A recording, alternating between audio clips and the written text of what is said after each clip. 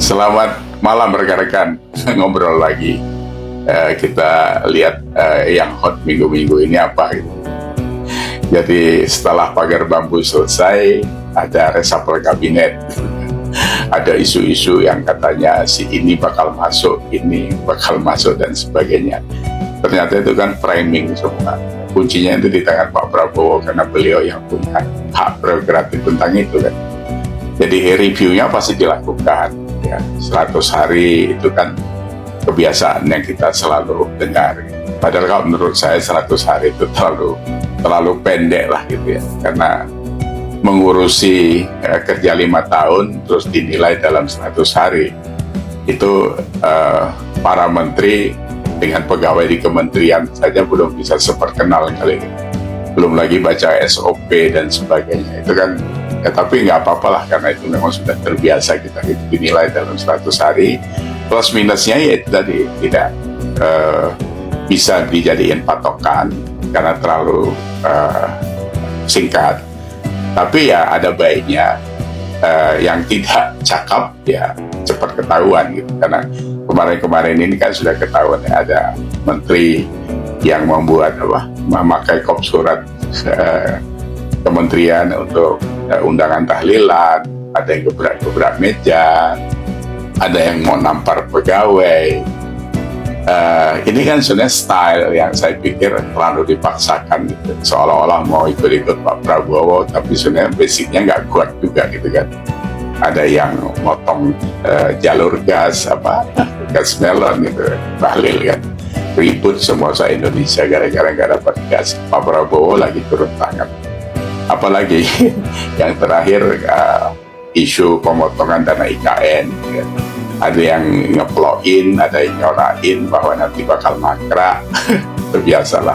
Jadi orang-orang yang tidak suka dengan Pak Jokowi ya semua yang dikerjakan Pak Jokowi pasti ya tidak suka. Yang lebih menarik adalah reshuffle itu sebenarnya itu kalau saya katakan ya itu ritualnya kabinet saja, ritual pemerintahan. Setiap ada pemerintahan baru kan gitu, ada yang diganti karena memang kapasitasnya mungkin dan sebagainya. Cuma di Pak Prabowo ini kalau saya lihat karena ini di era setelah Pak Jokowi ya, ini penambahan kementerian ada 14 menjadi 52, belum lagi wamennya ada 55 dan totalnya 108. Di satu sisi orang mengomentari anggaran dipotong tapi kementeriannya ditambah gitu. Ya kita tidak tahu antara apakah anggaran yang dipotong itu bisa dipindahkan ke tempat lain atau ada rencana lain. Tapi yang pasti Pak Prabowo akan concern kepada MBG itu. Jadi makan bergizi gratis itu memang dibutuhkan karena itu menyangkut dengan pendidikan dan kecerdasan anak-anak kita. Ya, kemarin waktu motong anggaran ATK saja sudah dapat 40-an triliun nggak salah. Belum lagi yang lain-lain, makanya dinas itu tidak boleh keluyuran lagi, kunjungan-kunjungan yang tidak perlu, yang sudah membudaya itu tidak perlulah. Nah, harus diakui bahwa budaya yang sudah tertanam begitu lama, kurang lebihnya itu kan nggak bisa dirubah dari hari ke hari. Jadi 5 tahun saja mungkin tidak cukup. Kalau saya lihat adalah kalau kita di 2045 menjadi negara dengan target Indonesia emas, itu dimulai dari sekarang. Jadi kalau dulu zaman Pak Harto kan ada bagusnya, ada GBHN. Sayang tidak terawat, jadi akhirnya kan garis-garis besar haluan keluarga bukan negara dia. Makanya jadi amburadul juga. Tapi kalau dari situ dipetik, intinya ya memang harus ada garis besar haluan negara. Di perusahaan aja kalau saya dulu punya pengalaman itu ada 5 years plan gitu. Saya pernah bantuin juga dengan salah satu perusahaan Amerika yang join dengan Indofood itu ada 12 years plan, jadi 12 tahun planning. Nah sekarang planning yang dilakukan apa itu kan nggak pernah di-spill ke masyarakat, kita nggak tahu juga gitu. Belum lagi ketimpangan antara pejabat politik yang jumlahnya itu 30 ribuan, DPR, DPRD, dan menteri itu kan lebih kurang 30 ribuan. hitungan saya, dibandingin ASN, TNI, Polri yang jumlahnya hampir 8 juta. Jadi jabatan politik yang umurnya 50 tahun ini di-compare dengan jabatan struktural atau fungsional itu yang pensiunnya bisa 40 tahun, itu cuma 0,4%. Apa ini bisa merubah budaya yang sudah tertanam begitu lama terhadap 7,5 juta sampai 8 juta pegawai negeri TNI Polri itu? Jadi nggak gampang memang. Jadi begitu mau digebrak, itu reaksinya pasti cepat mereka. Karena mereka sudah merasa nyaman dan sebagainya. Kita masyarakat di bawah ini kan sudah tahu bagaimana merasakan urusan yang sebenarnya bisa selesai dalam 1 minggu, bisa 2 minggu, 1 bulan dan sebagainya. Itu sudah rahasia umum. Nah, jadi reshuffle buat kita sih ya itu sudah mainan biasa, udah kerjaan rutin. Nah, kalau kita anggap reshuffle menjadi ritual, harusnya kita bisa menikmati spiritualnya. Kita nggak pernah menikmati spiritualnya, itu hasil kerjanya. Karena kalau ritualnya dilakukan dengan siapapun imamnya, kalau dia esensinya dia tidak ketangkap, kita nggak dapat apa-apa. Karena hasil kerjanya jadi nol. Progresnya gimana?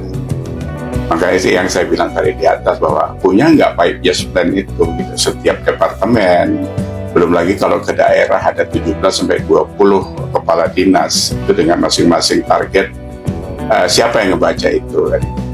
Sehingga tidak gaduh seperti sekarang ini. Dan ini kegaduhannya kan terus-menerus ada selama polanya tidak dibetulin gitu. Kalau penjauhan Pak Prabowo sama Pak Jokowi yang disebut di dalam pidato di Harlah Patayat itu ya itu sudah kita bahas minggu lalu. Itu sudah biasa karena dari awal kita sudah tahu karena Pak Prabowo dengan Pak Jokowi itu kan sahabat baik 10 tahun terakhir itu begitu melekat mereka, makanya persiapan untuk menjadikan Pak Prabowo sebagai presiden itu di tangan Pak Jokowi. Nah jadi kalau ada orang-orang berusaha untuk memisahkan itu ngimpi siang bolong itu. Jadi itu tidak usah dianggap, tidak usah dikomentari. Yang berikutnya itu pemangkasan anggaran, karena kita tahu program-program unggulan ini kan harus dilaksanakan dengan baik sehingga dibutuhkan dana. Cuma yang agak kontradiktif itu adalah karena kementeriannya ditambah, anggarannya dipotong. Nah ini gawenya Bu Sri Mulyani yang harus jeli karena semua anggaran kan berpusat dari pajak ya. Jadi kalau saya lihat Bu Sri Mulyani juga punya target 5 tahun ke depan mengurangi pegawai pajak dari 82.000 menjadi 74.000. Kalau menurut saya itu justru kurang, harus ditambah. Cuma dia dimasukkan ke dalam wilayah lain.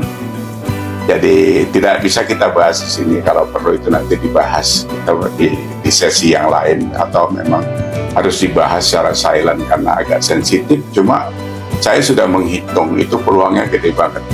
Tidak usah bicara 11%, 12% itu mah kecil dibandingin ini bisa 10-15 kalinya dari apa yang sudah digembar-gemborkan kemarin soal PPN naik 1% itu.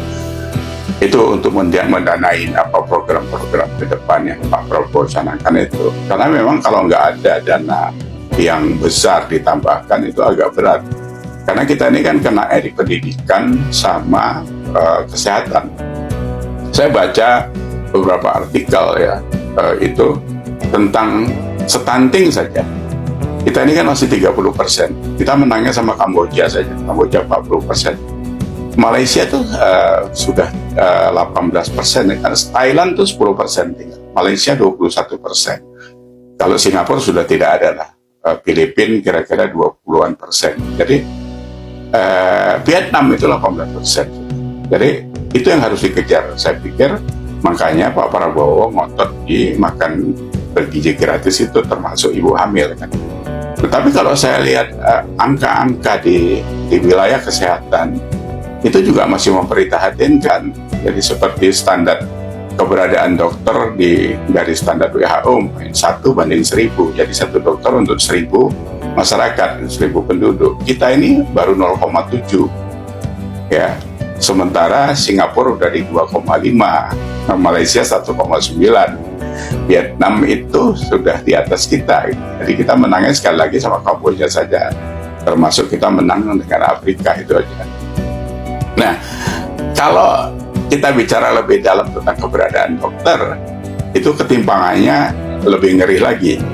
Kita ini kan Indonesia bagian barat ini ada 78% penduduk tinggal di Indonesia Barat, Indonesia Timur 22%. Dokter di Indonesia Barat itu perbandingnya itu ya 0,7 tadi itu.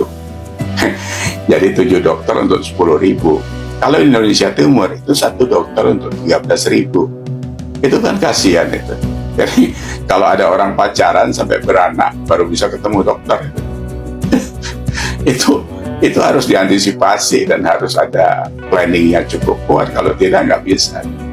Ya, jadi belum lagi jebolan kedokteran kita dari berapa 117 universitas kedokteran itu cuma ada 12.000. Jadi kesenjangan itu nggak bisa 12.000 dokter setiap tahun, spesialisnya 2.700. Nggak nguber untuk Indonesia emas nanti kalau nggak ada drive yang begitu kuat. Ya, jadi saya pikir kita harus sama-sama tidak merecoki program pemerintah, tapi memberi support. Paling tidak ya, kalau nggak bisa apa-apa ya doa lah. Jangan nyinyir nggak karu-karuan. Semua disalahkan, makan salah, ini salah. Jadi, belajar untuk tidak terlalu gerusa-gerusu lagi. Karena bangsa ini butuh kebesaran hati untuk membesarkan negara ini dalam kondisi yang sehat lahir batin. Jadi saya pikir itu saja ya obrolan kita malam ini. Sampai ketemu lagi. Assalamualaikum.